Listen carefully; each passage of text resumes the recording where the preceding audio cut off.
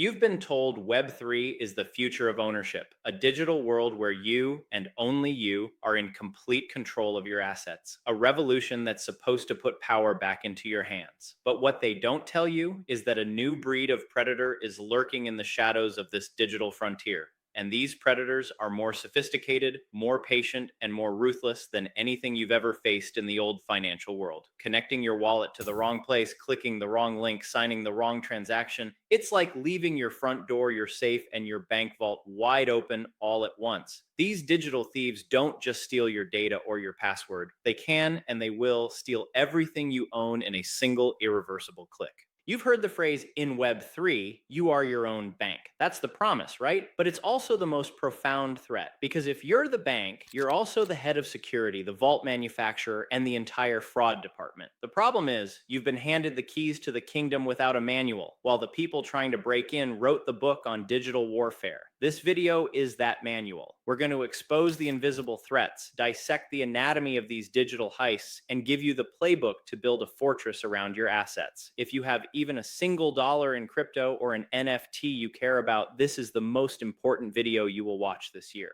The central promise of Web3 is incredibly appealing. True, unshakable digital ownership. In the world of Web 2, the world of Google, Facebook, and your bank, you don't really own anything. You just have an account, a username, and password that grants you access. Your money in the bank, it's just a line item in their spreadsheet. They hold it for you. They can freeze it, question your transactions, and if the bank goes under, your access to it is at their mercy. You're a user, a tenant on their platform, living by their rules. Web3 was meant to fix all that. Through the magic of the blockchain, you hold the assets directly. Your crypto and your NFTs live in a wallet that only you control. The tool for this control is your private key, a long cryptographic code, and its more human-friendly cousin, the seed phrase. That list of 12 or 24 words you're told to guard with your life. This key is what authorizes every single transaction that leaves your wallet. Without it, nobody can touch your funds. Not the government, not a bank, not even the people who created the cryptocurrency. You have absolute control. This is the dream you were sold, the dream of being your own bank. But here's the grand deception, the part of the sales pitch that's always whispered. Being your own bank means you are also your own single point of failure. Unlike a traditional bank, if your crypto is stolen, there's no fraud department to call. There's no FDIC insurance. There is no customer service agent who can reverse the transaction. There's no one to appeal to. The very features that grant you this power, decentralization and immutability, are the same features that make theft in Web3 so final and so devastating. Decentralization means there's no central authority to run to for help. Immutability means that once a transaction is confirmed on the blockchain, it's permanent. It can't be altered, reversed, or undone. It is written into digital stone forever. When a thief tricks you into signing a transaction, you're not just giving them a password. You're giving them irrevocable cryptographic consent to take your property. From the blockchain's point of view, it's not even a theft. It's a legitimate authorized transfer. You handed over the keys, you opened the vault, and in the cold, unforgiving logic of the code, everything is working exactly as designed. This is the paradox of Web3. The system that gives you total control also gives you total responsibility. The safety nets of the old world are gone, and you're left standing alone on a digital frontier. The thieves of this new world understand this far better than the average user. They don't need to crack the blockchain's encryption. That's nearly impossible. They just need to crack you, because the human element is, and always will be, the weakest link in any security chain. They've built an entire industry around exploiting your trust, your ignorance, and your simple human urge to click a button, and their methods are so subtle, so cunning, you won't even realize you've been robbed until you look at your wallet and see zero. Picture this. It's a Tuesday night, you're scrolling through Twitter, and the crypto market has been on a tear. An NFT project you've been following, one with great art and a huge community, suddenly announces a surprise limited edition mint. There's a link. The tweet is from their official verified account. Thousands of likes and retweets are already pouring in. The fear of missing out, FOMO, kicks in hard. This could be huge. You click the link. The website looks perfect, a pixel for pixel clone of the real one. A countdown timer ticks away, cranking up the urgency. You connect your wallet, an action you've done 100 times. The button says Mint NFT. The price looks right. You click it. Your wallet pops up with a signature request. It looks like a standard transaction, just a jumble of letters and numbers. You're in a hurry. You click confirm. For a moment, nothing happens. You refresh the page, still nothing. A flicker of doubt crosses your mind. You open your wallet to check the transaction, and that's when your heart stops. Your Ethereum balance is gone. All of it. You frantically click over to your other tokens. Gone. Your collection of NFTs, the ones you spent months curating, gone. Everything stripped from your wallet in about 15 seconds. You haven't been hacked. Your computer is fine. Your private key wasn't stolen. You were drained. You just fell victim to a wallet drainer, one of the most vicious and effective tools in a modern scammer's arsenal. Here's what really happened. The link you clicked wasn't just a website, it was a gateway to a malicious smart contract. The Mint NFT button didn't start a simple purchase. It prompted you to sign a transaction that looked like a purchase but contained a hidden function. In the confusing mess of technical jargon your wallet showed you, there was a single devastating line of code. You weren't signing to send a small amount of ETH for an NFT, you were signing an approval. Most likely you signed something called set approval for all, or a permit function. Think of it like this. Instead of writing a check for a specific amount, you signed the back of a blank check and handed it over. The set approval for all function gives another contract permission to move all of your assets of a certain type on your behalf. The permit function can be even worse, granting permissions to spend your tokens without you ever needing to approve it again. You thought you were authorizing one small payment. In reality, you gave the scammer's contract a standing order. Take anything you want whenever you want, and my wallet will approve it. The second you clicked confirm, the drainer script went to work. It automatically scanned your wallet for every valuable asset it had been given permission for, and in a rapid-fire series of transactions, sent everything to the attacker's wallet. By the time you realized something was wrong, your assets were gone, likely already being tumbled through a dozen other wallets and crypto mixers to hide the trail forever. This isn't a hypothetical. This happens every single day. In 2024 alone, phishing scams and wallet drainers were used to steal nearly $500 million from over 332,000 victims. The largest single theft from a wallet drainer was a staggering $55,480,000, but that's just one part of the picture. The biggest crypto exchange hack of 2024 saw over $300 million vanish in a single event. The psychological toll is often worse than the financial one. Victims report feeling violated, guilty, and completely helpless. They followed the basic rules, they didn't share their seed phrase, they used a good wallet, and yet in one click on what looked like a legitimate website, their entire digital net worth was annihilated. This is the new reality. The predators are invisible, their traps are perfectly camouflaged, and the consequences are absolute. The wallet drainer is just one weapon in a growing arsenal. The predators of Web3 are organized, well-funded, and they operate with the ruthless efficiency of a tech startup, even offering fraud-as-a-service kits on the dark web. They've turned exploiting human psychology into a science. To protect yourself, you have to understand their hunting methods. These aren't just random bugs, they are calculated attacks. Let's break down the three primary predators you'll face. Predator number one, the chameleon, malicious smart contracts. A smart contract is just a program that runs on the blockchain. It's a set of rules and code that automatically executes when certain conditions are met. They're the engine of Web3, powering everything. But smart doesn't mean safe. A smart contract is only as trustworthy as the person who wrote it, and that code can be a Trojan horse.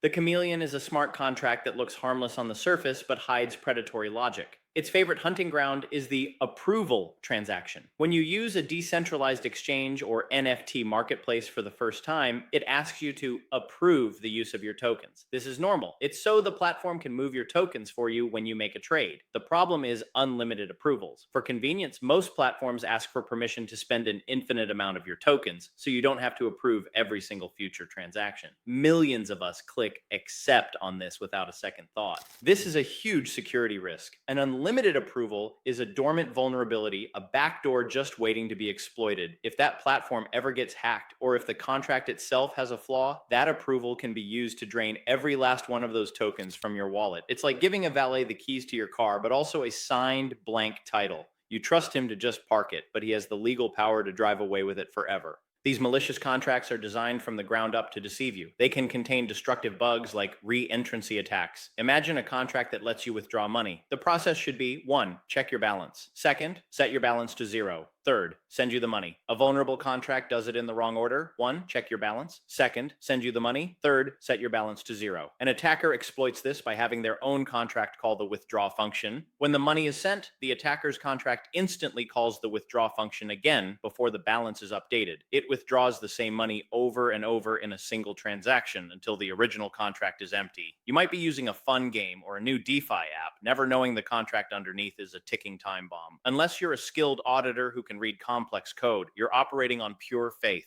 and faith is not a security strategy.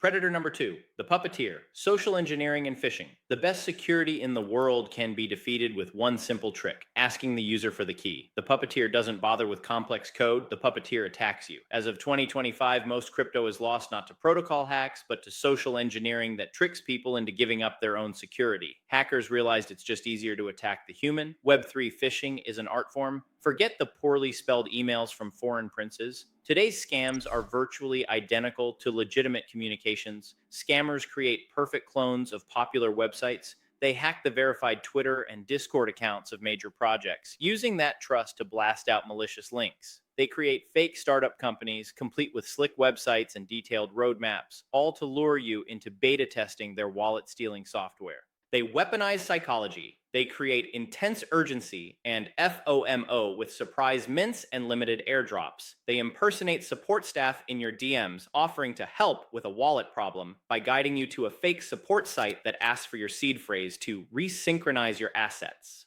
One of the cruelest scams is called pig butchering. The scammer, often using a fake profile on a dating app or social media, will spend weeks or even months building a deep personal relationship with you. They build trust and create the illusion of a genuine connection.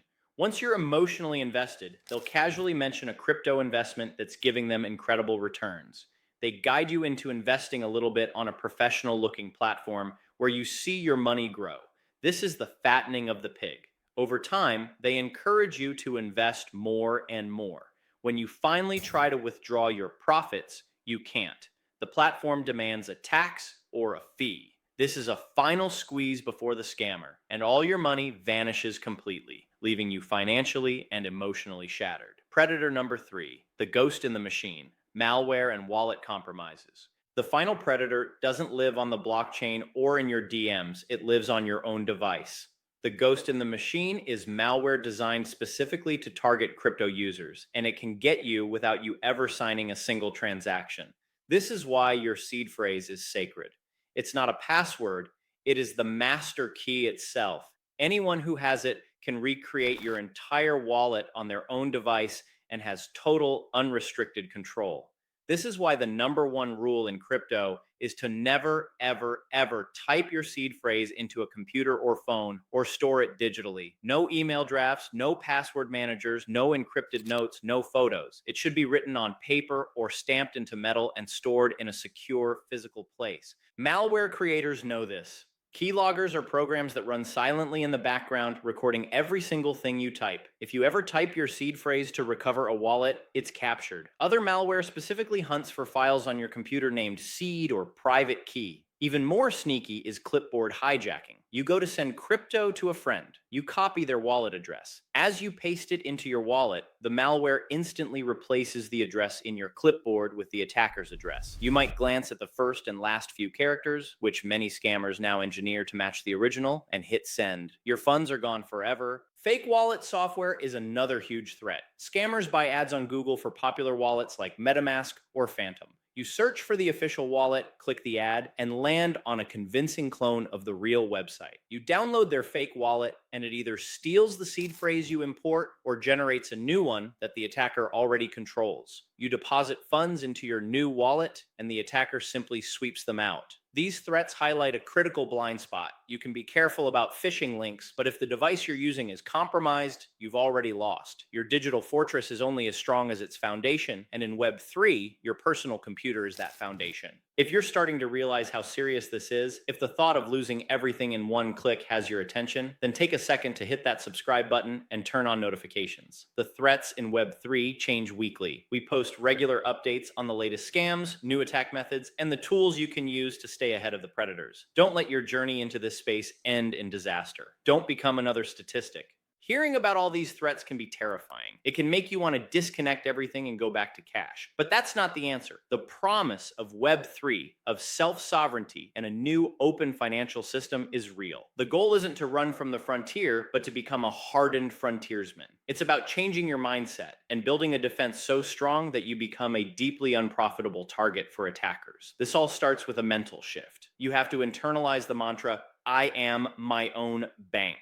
This isn't just a cool slogan, it's a statement of absolute personal responsibility. It means adopting a healthy, almost paranoid level of skepticism. Trust nothing by default. Verify everything, every link, every transaction, every person messaging you. In Web3, the default answer is always no, until you've proven to yourself it's safe to say yes. Once you adopt this mindset, you can build your fortress. Here's the blueprint.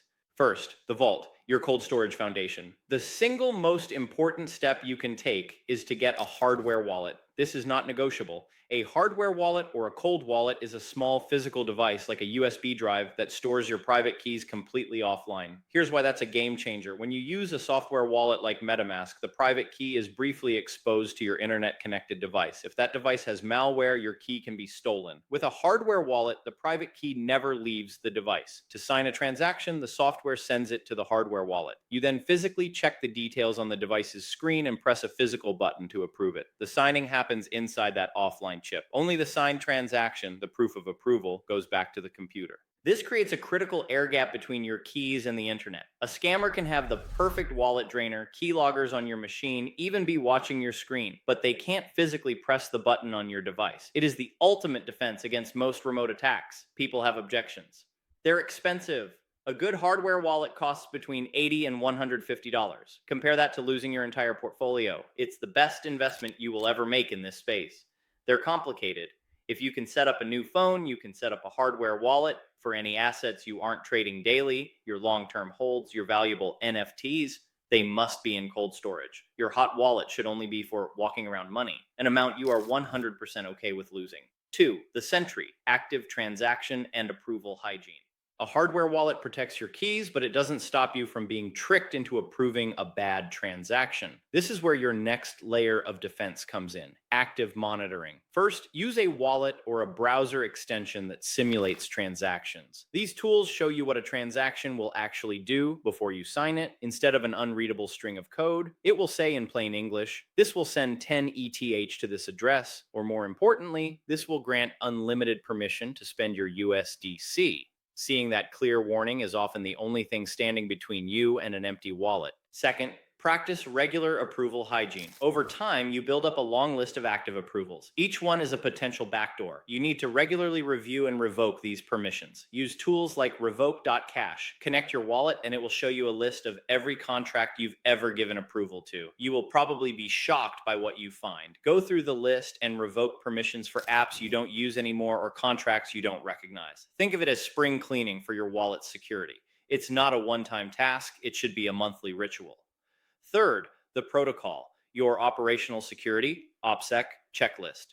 Your fortress is built on cold storage and patrolled by sentries, but its daily operations are run by a strict protocol. This is your personal set of rules, your OPSEC that you never ever break. The seed phrase is sacred. I'll say it again. Never store your seed phrase digitally. Not in a text file, not in your notes app, not as a photo, not in a password manager. Write it down. Store it in multiple secure physical locations. Never say it out loud. Never type it into any website unless you are 100% sure you are restoring your wallet on a new trusted device. Anyone who asks for your seed phrase is a scammer. Full stop. Bookmark everything. Don't get to crypto sites by clicking links from social media or even Google. Scammers buy ads to put their phishing sites at the top of search results. Go to the official site once, verify the URL is correct, and bookmark it. From now on, only use your bookmark. Use burner wallets.